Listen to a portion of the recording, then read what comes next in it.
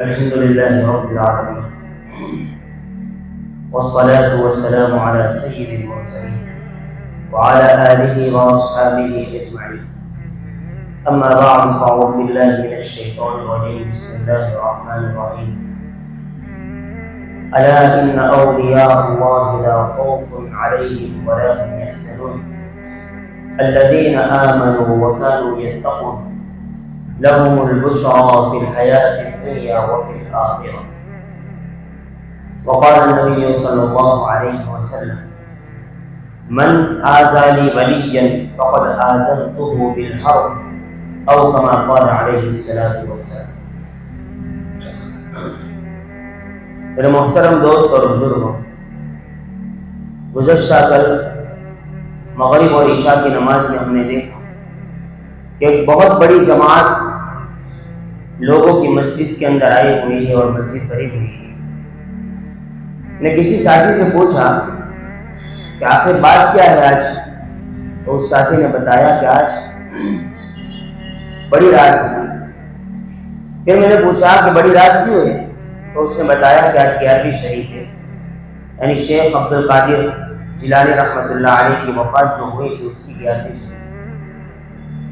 جب اس نے بتایا تو میرے دل کے اندر دو سوال پیدا ہوئے. پہلا سوال جو پیدا ہوا وہ اس بنا پر پیدا ہوا کہ اللہ تبارک و تعالیٰ نے قرآن کریم کے اندر دین کا جو معیار بیان کیا ہے، یعنی دین کس کو کہا جاتا ہے، اللہ نے قرآن کریم کے اندر دین کا معیار بیان کرتے ہوئے فرمایا کہ اللہ کے نبی آپ لوگوں کو کہو قل ان کنتم تحبون اللہ فاتبعونی، یعنی دین یہ ہے، اللہ کے نبی کے ذریعے سے کہلوایا کہ تم میری پیروی کرو، یہ دین ہے. یعنی جو کام میں نے اپنی زندگی کے اندر کیے ہیں اگر تم کرو گے تو وہ دین ہے. اور دوسرا دین کا معیار بیان کیا اللہ تبارک و تعالیٰ نے قرآن کریم کے اندر کہ آمنو کما آمن الناس، کہ ایمان والوں ایسی طرح ایمان لے آؤ جیسا کہ صحابہ کرام ایمان لے آئے. یعنی گویا دین کو اللہ تبارک و تعالیٰ نے ان دو آیتوں کے اندر بیان کیا کہ دین دو چیزوں کا نام ہے. ایک تو اللہ کے نبی صلی اللہ علیہ وسلم نے اپنی زندگی کے اندر جو کام کیے وہ کام کرنے کا نام دین ہے، اور دوسرا کہ اللہ کے نبی صلی اللہ علیہ وسلم کے بعد آپ کے صحابہ نے جو کام کیے وہ کرنے کا نام دین ہے. تو میرے سامنے یہ دونوں آیت آئی تو پھر میں نے سوچا کہ یہ جو 11ویں شریف منائی جاتی ہے کہ کیا اللہ کے نبی صلی اللہ علیہ وسلم نے یا آپ کے بعد آپ کے صحابہ نے کسی نے منائی یا نہیں. یعنی مثال کے طور پر حضرت علی رضی اللہ تعالیٰ عنہ کا انتقال ہوا تو حضرت علی رضی اللہ تعالیٰ عنہ کے انتقال کے بعد آپ کے بیٹے حضرت حسن اور امام حسین رضی اللہ تعالیٰ عنہ نے حضرت علی کی 11ویں شریف منائی تھی یا نہیں منائی تھی، یہ سوال میرے دل کے اندر پیدا ہوا. اور دوسرا سوال کیا پیدا ہوا؟ دوسرا سوال یہ پیدا ہوا کہ دنیا کے اندر بزرگوں کا سلسلہ تو قریباً صحابہ کے زمانے سے چل رہا، یعنی اللہ کے نبی صلی اللہ علیہ وسلم کے بعد جو آپ کی جماعت تھی صحابہ کرام کی جماعت، وہ سب سے بڑے بزرگ تھے. پھر ان کے بعد آنے والے تابعین، پھر تبع تابعین، اسی طریقے سے اولیاء کا سلسلہ چلتا ہے. تو کیا اگر ہم ہر ایک کی 11ویں شریف منانا شروع کریں گے تو پھر کتنے بزرگ گزر گئے، ہم ان کی 11ویں شریف کیوں نہیں مناتے؟ یہ دو سوال میرے دل کے اندر پیدا ہوئے اور آپ لوگوں کے دلوں کے اندر بھی یہ دو سوال پیدا ہوئے ہوں گے، اور اس کے اوپر میں کچھ تفصیل کرنا نہیں چاہتا. یہ تو دو سوال پیدا ہوئے تھے، آپ خود اس کے بارے میں سوچ سکتے. لیکن یہ جو بات آئی میرے سامنے تو میں نے مناسب سمجھا کہ شیخ عبد القادر جیلانی رحمۃ اللہ علیہ پیران پیر قطب الاقطاب، ان کی زندگی کے متعلق کچھ بات کہی جائے کہ ان کی زندگی سے ہم کو کیا پیغام لینے ہیں، ان کی زندگی کے اندر کیا کیا واقعات پیش آئے. سب سے پہلے تو قطب الاقطاب امام الاولیاء شیخ عبد القادر جیلانی رحمۃ اللہ علیہ، جس کو ہم غوث پاک کے نام سے یاد کرتے ہیں، یہ خاندان اعتبار سے سید خاندان سے ہیں. اگر ان کے والد کی طرف سے نسب دیکھا جائے تو ان کا خاندان سیدنا حسن رضی اللہ تعالیٰ عنہ سے جا ملتا ہے، اور والدہ کی طرف سے، ماں کی طرف سے اگر ان کا نسب دیکھا جائے تو سیدنا حسین رضی اللہ تعالیٰ عنہ سے ان کا نسب ملتا ہے. یعنی دونوں طرف سے یہ سید ہے، دونوں طرف سے یہ اہل بیت سے ان کا نسب ملتا ہے. ان کے نسب نامہ جو علماء نے لکھا ہے کہ یہ 9ویں یا 10ویں پشت کے اندر جا کر سیدنا علی رضی اللہ تعالیٰ عنہ سے جا کر ان کا نسب مل جاتا ہے. ان کا نسب علماء نے یہ بیان کیا ہے کہ ان کا نام شیخ عبد القادر جیلانی رحمۃ اللہ علیہ تھا. ان کے والد ان کا نام ابو صالح تھا. تو گویا شیخ عبد القادر جیلانی بن ابی صالح بن عبداللہ، ان کے پردادا کا نام عبداللہ تھا. پھر ان کے اوپر جاتے ہیں تو ان کے پردادا کا نام یحییٰ زاہدی تھا. پھر آگے جاتے ہیں تو یحییٰ زاہدی کے بعد بن محمد، پھر ان کے بعد آتے ہیں بن داؤد، ان کے بعد آتے ہیں بن موسیٰ، اور ان کے بعد پھر آتے ہیں عبداللہ محض، اور پھر ان کے بعد آتے ہیں حسن. حسن ان کا نام بھی حسن تھا، حسن المثنى ان کا نام تھا. پھر ان کے بعد آتے ہیں سیدنا حسن رضی اللہ تعالیٰ عنہ، اور پھر ان کے بعد آتے ہیں سیدنا علی رضی اللہ تعالیٰ عنہ. تو یہ آپ کا نسب نامہ ہے. آپ کی پیدائش کب ہوئی؟ آپ کی پیدائش کے متعلق لکھا ہے کہ سن 471 ہجری کے اندر آپ کی پیدائش ہوئی، اور آپ کی وفات سن 561 کے اندر آپ کی وفات ہوئی. آپ کی پوری زندگی قریب 90 سال آپ زندہ رہے اس دنیا میں. یہ بہت بڑے، اتنے بڑے بزرگ تھے کہ اکثر علماء نے، بلکہ تمام کے تمام اکابرین نے ان کو سردار، اولیاء کے سردار، سید الاولیاء ان کو لقب دیا گیا. یہ بہت بڑے سردار تھے، اولیاء. لیکن یہ اولیاء کیوں بنے؟ خود اپنا واقعہ بیان کرتے ہیں، آگے آئے گا. لیکن اس سے پہلے میں ان کے کچھ واقعات سنانا چاہتا ہوں. یہ بڑے ہی دیندار گھرانے سے تعلق رکھتے ہیں، بڑے ہی دیندار. جیلان کے اندر پیدا ہوئے. گیلان اصل شہر کا نام تھا گیلان، لیکن عرب لوگ گ کو جمع بدل دیتے ہیں جیم میں، اس لیے ان کے شہر کا نام جیلان ہو گیا. یہ جس خاندان سے تعلق رکھتے ہیں ان کے والد کے متعلق لکھا ہے کہ ان کے والد بڑے ہی نیک تھے، بڑے نیک. ابو صالح جن کا نام تھا.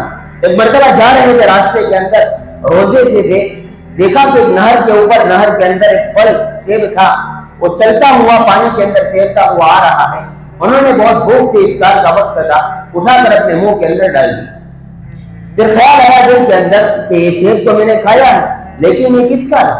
حالانکہ مسئلے کے روح سے اگر دیکھا جائے تو ان کے لیے وہ سیب کھانا جائز تھا، لیکن چونکہ بڑے متقی تھے اس لیے دل کے اندر فوراً خدشہ پیدا ہوا، اور جس طرف سے سیب آ رہا تھا اس طرف واپس چلے.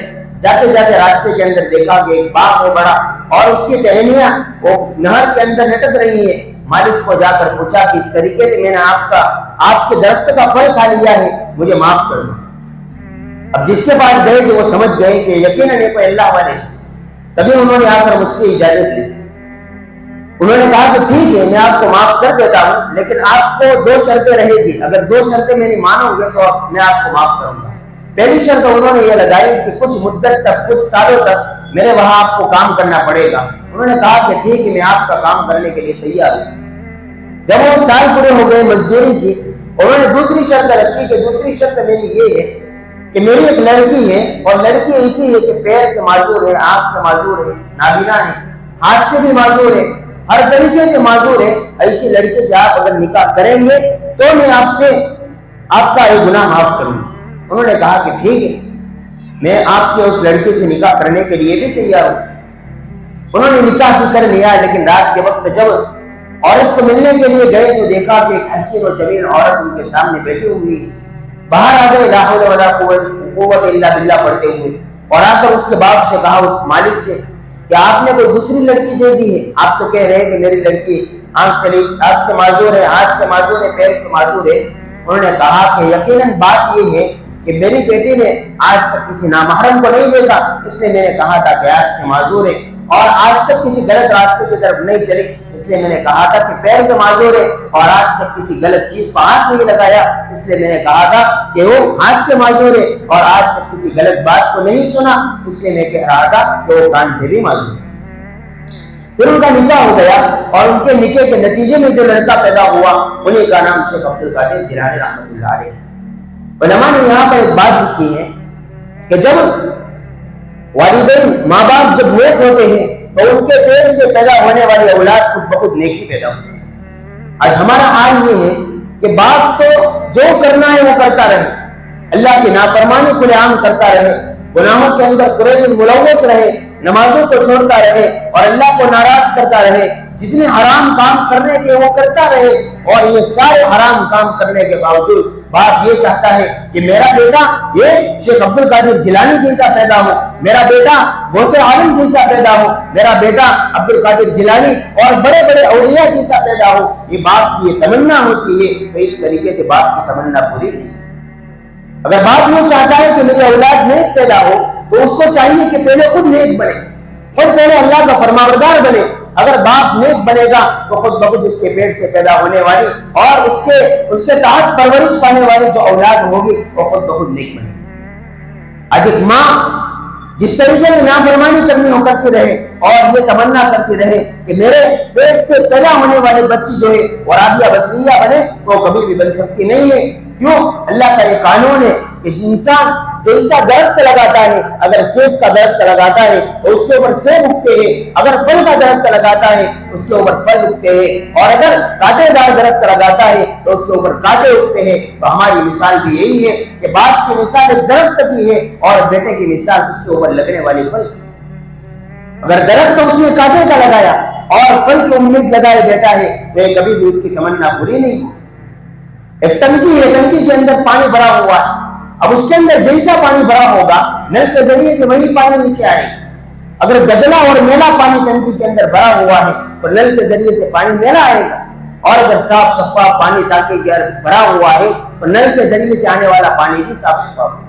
اس لیے اگر اپنے اولاد کو نیک دیکھنا چاہتے ہیں تو ہمیں چاہیے کہ پہلے خود نیک بنے، اگر خود نیک بنیں گے تو ہماری اولاد خود بخود نیک پیدا ہوگی۔ ان کے خاندان کا ایک واقعہ لکھا ہے شیخ عبد القادر جیلانی رحمۃ اللہ علیہ کا کہ ان کی پھوپھی بڑی نیک تھی۔ ایک مرتبہ ان کے شہر کے اندر بارش کی بہت سخت ضرورت ہوئی، ان کی پھوپھی یہ اپنے آنگن کے اندر گئی، آنگن کے اندر جانے کے بعد ان نے پورا کا پورا آنگن صاف کیا، جھاڑو مار کر صاف کیا، اور صاف کرنے کے بعد انہوں نے آسمان کی طرف ہاتھ اٹھائے اور ہاتھ اٹھا کر کہا کہ یا اللہ میں نے اپنے آنگن کے اندر جھاڑو لگا دیا، اب بارش دینا اور پانی دینا تیرا کام ہے۔ علماء نے لکھا ہے کہ وہ ابھی اپنے گھر کے اندر داخل نہیں ہوئی تھی کہ اس سے پہلے اللہ تبارک و تعالیٰ نے آسمان سے بارش کی۔ یعنی شیخ عبد القادر جیلانی رحمۃ اللہ علیہ کے بچپن کا واقعہ ہم بارہ اس کو سنتے ہیں، لیکن اس کے اوپر کبھی غور کریں کہ وہ جب 18 سال کے ہو گئے سن 488 ہجری کے اندر انہوں نے اپنی والدہ کو کہا، ان کے والد شروع ہی سے انتقال کر چکے تھے، یتیم تھے شیخ عبد القادر جیلانی، ان کی والدہ نے ان کی بہت اچھی تربیت کی تھی۔ ان کی والدہ کو کہا کہ مجھے تعلیم حاصل کرنے کے لیے، علم دین حاصل کرنے کے لیے مجھے بغداد جانا ہے۔ اس وقت بغداد اور بہت بڑا علم کا مرکز شمار ہوتا ہے۔ ان کی والدہ نے ان کو اجازت دی کہ کسی قافلے کے ساتھ تو چلے جانا، لیکن جاتے ہوئے راستے کا جو توشہ تھا، چونکہ وہاں پر جا کر ان کو قیام کرنا تھا، اس لیے 40 اشرفیہ انہوں نے ایک تھیلی کے اندر بند کر کے ان کے دامن کے اندر اس کو سی دیا، اور چلتے ہوئے بیٹے کو نصیحت کی کہ بیٹا تو جا تو رہا ہے لیکن میرے ایک بات کو یاد رکھنا کہ زندگی بھر کبھی کسی کے سامنے جھوٹ نہ بولنا، زندگی بھر کسی کے سامنے جھوٹ نہ بولنا۔ ان کے والدہ نے ان کو جاتے ہوئے نصیحت کی، اور چلے راستے کے اندر جا رہے تھے کہ راستے کے اندر ڈاکوؤں کے ایک لشکر نے ان کے اوپر حملہ کیا اور پکڑ کر ایک ایک کی تلاشی شروع کی۔ جب ان کا نمبر آیا تو بہت چھوٹے سے قد کے تھے، یہ بہت چھوٹے قد کے تھے۔ ان کو بلایا اور بلا کر کہا کہ آپ کے پاس کچھ ہے؟ انہوں نے کہا کہ ہاں میرے پاس 40 اشرفیہ ہے۔ کہا کہ کہاں ہے؟ کہا کہ میرے دامن کے اندر میری والدہ نے سی دی۔ وہ مذاق سمجھا، ڈاکو جو تھا وہ مذاق سمجھا۔ اس نے پھر پوچھا، پھر انہوں نے بتایا۔ جب بار بار سوال کرنے کے اوپر اس نے ایک ہی جواب دیا تو وہ پکڑ کر اپنے سردار کے پاس، ڈاکو کا سردار تھا، اس کے پاس لے گئے۔ اس نے جب پوری بات کی تحقیق کی تو یقیناً اس کے آستین کے نیچے سے 40 اشرفیہ نکلی۔ پھر ڈاکو نے اس کو پوچھا کہ آخر آپ نے ایسی چھپی ہوئی رقم کو آپ نے کیوں بتا دیا؟ ہمیں تو آپ کے اوپر کوئی شک بھی نہیں تھا۔ تو عبد القادر جیلانی رحمۃ اللہ علیہ ابھی 18 سال کے ہیں، لیکن ایسی تربیت ہوئی ہے والدہ کی کہ انہوں نے کہا ڈاکو کے سامنے کہ میں جب گھر سے نکل رہا تھا تو میں نے اپنی والدہ سے وعدہ کیا تھا، میری والدہ نے مجھے یہ کہا تھا کہ بیٹا زندگی پر جھوٹ نہ بولنا، اس لیے میں نے اپنا مال تو آپ کو دے دیا لیکن میں جھوٹ نہیں بول سکتا۔ جب ڈاکو کے سامنے یہ بات کہی تو وہ سوچنے کے اوپر مجبور ہو گیا کہ ایک چھوٹا سا معصوم بچہ ہے، ایک وعدہ اس کی ماں نے اس سے لیا ہے اور وہ وعدہ وہ نبھاتا ہے، وہ وعدہ خلاف نہیں کرتا۔ ہم خود اللہ نے کتنے وعدے ہم سے لیے ہیں، اللہ کے کتنے احکامات ہم پر ہیں، آج تک ہم نے اللہ کا ایک حکم نہیں مانا، آج تک ہم نے اللہ کا ایک وعدہ پورا نہیں کیا، اور پوری کی پوری جماعت وہ مسلمان ہو گئی، اور پوری کی پوری جماعت جو ہے دیندار بن کر انہوں نے اپنے چوری کے کام سے توبہ کی۔ یہ واقعی سے ہم کو نصیحت دی گئی کہ آج ہم میں سے اکثر جو ایسے ہیں کہ جو قطب الاقطاب شیخ عبد القادر جیلانی رحمۃ اللہ علیہ کو اپنا بڑا مانتے ہیں، ہم ان کو اولیاء مانتے ہیں، ان کا نام لینے کو اپنے لیے فخر کی چیز سمجھتے ہیں، لیکن کیا ایک چھوٹی سے نوجوان ہونے کی حالت میں انہوں نے جھوٹ سے اپنے آپ کو بچایا تھا، جھوٹ سے توبہ کی تھی، آج ہم اپنے آپ کو جھوٹ سے بچاتے ہیں۔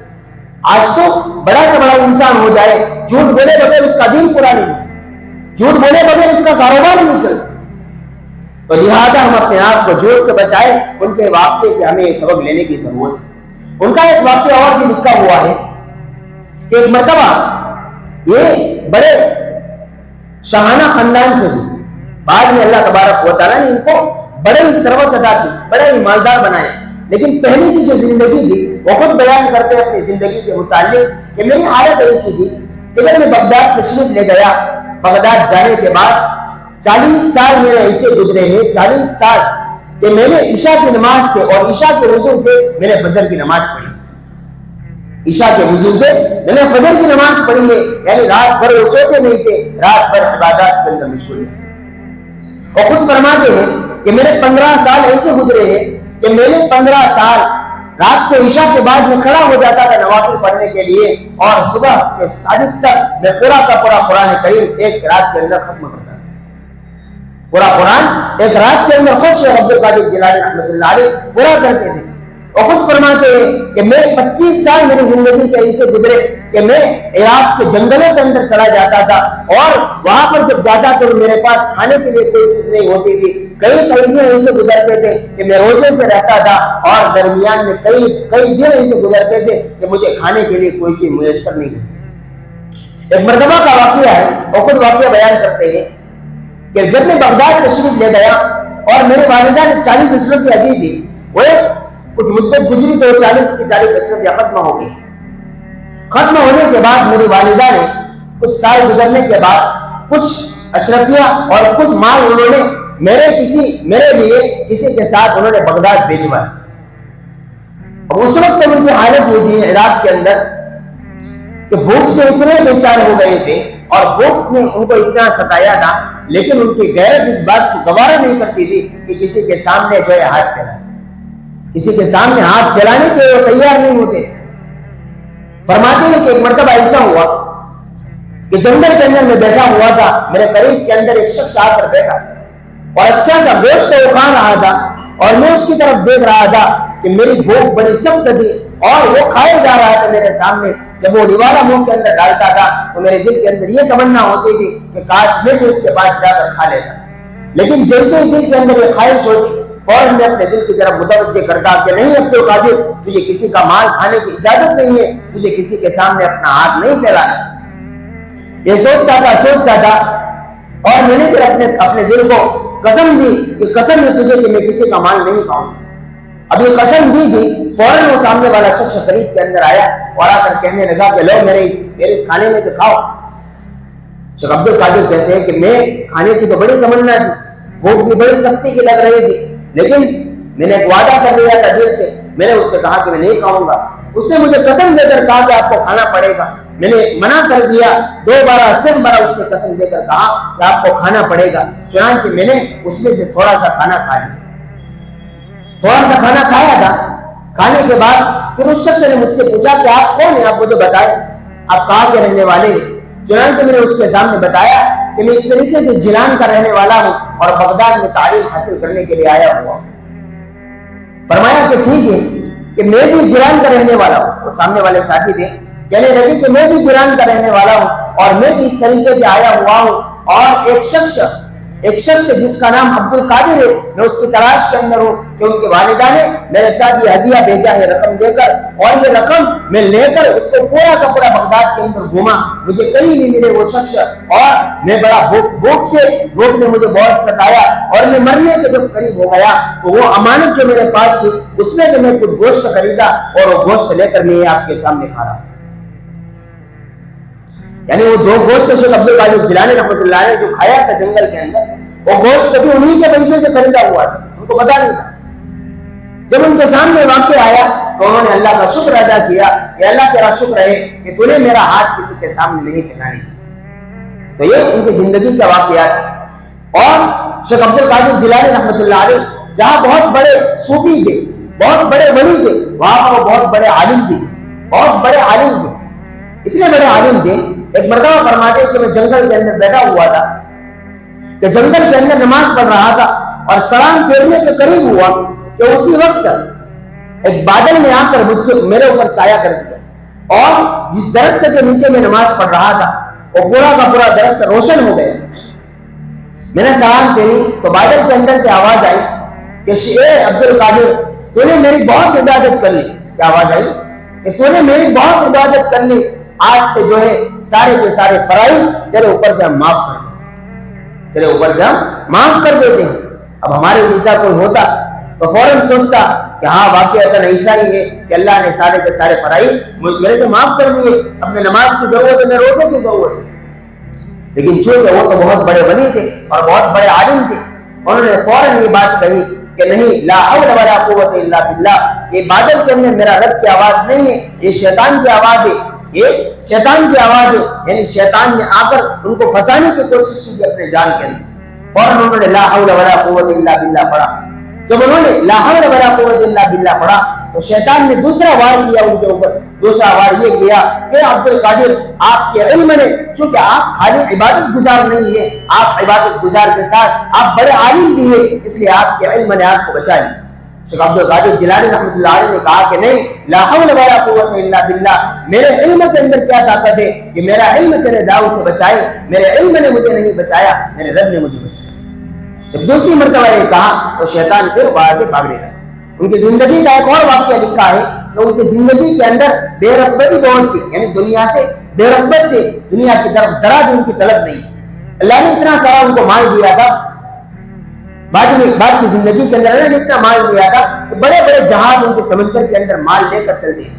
ایک مرتبہ بیٹھے ہوئے تھے، کسی نے آ کر ان کو اطلاع دی کہ سمندر کے اندر آپ کا جہاز جو مال بھر کر آ رہا تھا وہ غرق ہو گیا، وہ ڈوب گیا۔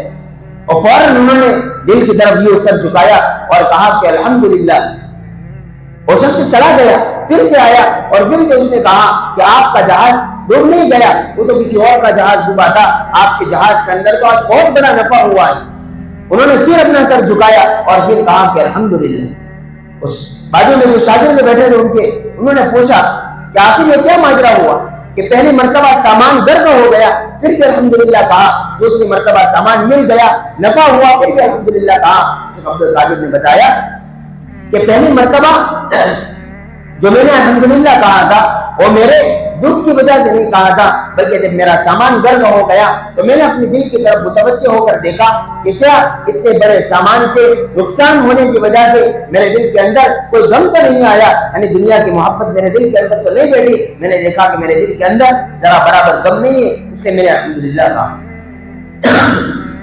پھر دوسری مرتبہ جو میں نے الحمدللہ کہا میں نے اس لیے کہا کہ میں نے جب زیادہ نفع کی بات سنی تو میں نے پھر اپنے دل کی طرف دیکھا اور دیکھ کر کہا کہ میرے دل کے اندر ذرا برابر خوشی بھی نہیں ہوئی۔ میں نے سوچا کہ میرے دل کے اندر دنیا کی وجہ سے ذرا برابر محبت بھی نہیں ہے، اس لیے میں نے پھر الحمدللہ کہا۔